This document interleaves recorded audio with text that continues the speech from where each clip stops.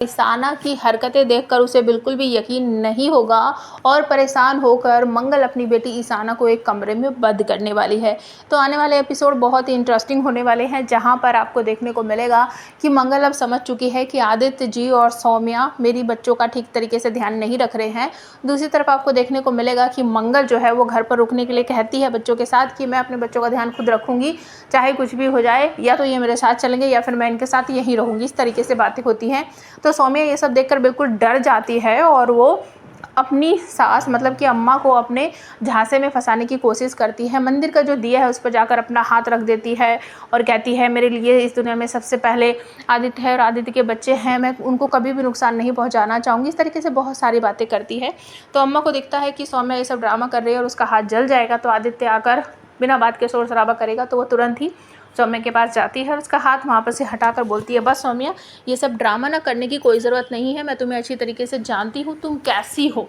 अगर तुम में इतना ही प्यार प्रेम भरा हुआ है ना बच्चों के लिए, तो वो दिन कहाँ गया था जिस दिन तुमने जानबूझकर अक्षत को हॉस्टल भेजा था। उस दिन तुम आदित्य के बच्चों की माँ नहीं थी क्या? तुम चाहे कुछ भी कर लो, तुम सिर्फ आदित्य की पत्नी बन सकती हो, उसके बच्चों की माँ नहीं बन सकती। तो दूसरी तरफ को आपको देखने को मिलेगा कि मंगल और बच्चे रात को सो रहे हैं।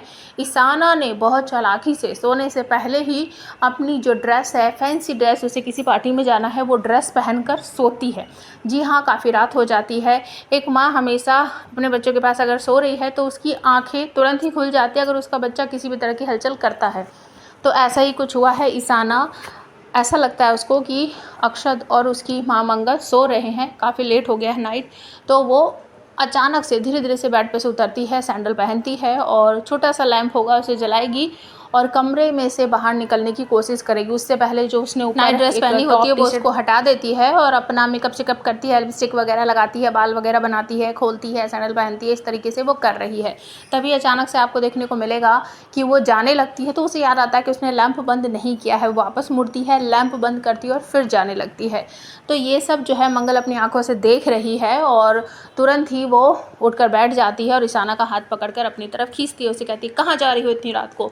तो ईशाना कहती है कि आपको मुझे बेटे कहने का कोई हक नहीं है, आप मेरी कुछ नहीं लगती हो और स्टे ऑफ माय लाइफ, मतलब मेरी लाइफ से दूर रहो और आपको मुझे बोलने का कोई हक नहीं है, आप मेरी लाइफ में इंटरफेयर बिल्कुल नहीं कर सकती। इस तरीके से वो अपनी माँ के साथ बदतमीजी करती है। लेकिन यहाँ पर मंगल कहती है तुम ऐसा कुछ भी नहीं करोगी जो इस घर की लड़कियों को नहीं करना चाहिए। लेकिन मंगल को धक्का मारकर भागने की कोशिश करती हुई दिखेगी आपको ईशाना। तो मंगल भी भागकर उसे पकड़ लेगी और कहेगी, नहीं बेटा, तुम ऐसा नहीं कर सकते और इतनी रात को तो तुम घर से बाहर जा ही नहीं सकती।